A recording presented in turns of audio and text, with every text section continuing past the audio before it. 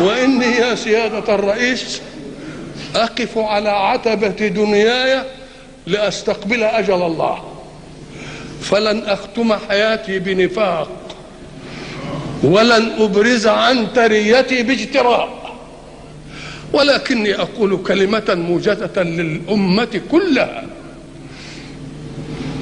حكومة وحزبا ومعارضة ورجالا وشعبا آسف أن يقول سلبي. أريد منهم أن يعلموا أن الملك له بيد الله يؤتيه من يشاء، فلا تآمر لأخذه ولا كيد للوصول إليه. فإن الحق سبحانه وتعالى حينما حكى حوار إبراهيم للنمروز ماذا قال له؟ أو كالذي حاج إبراهيم في إيه؟ في ربه وهو كافر، قال أن آتاه الله الملك.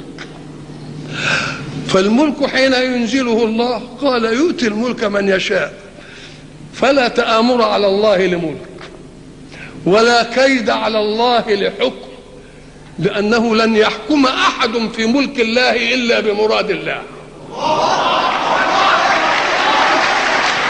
فإن كان عادلا فقد نفع بعدله، وإن كان جائرا ظالما بشع الظلم وقبحه في نفوس كل الناس، فيكرهون كل ظالم ولو لم يكن حاكما.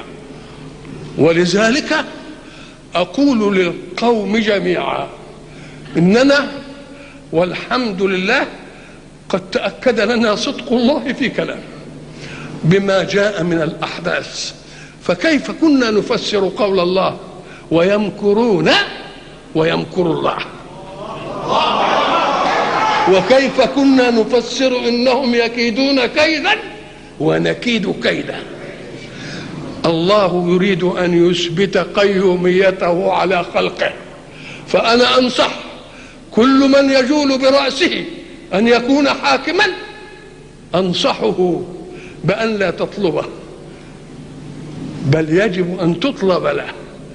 فإن رسول الله قال من طلب إلى شيء أعين عليه، ومن طلب شيئا وكل إليه. يا سيادة الرئيس، آخر ما أحب أن أقوله لك، ولعل هذا يكون آخر لقائي أنا بك،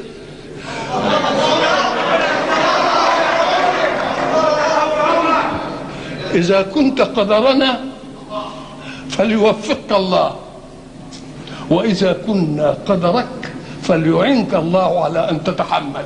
والسلام عليكم.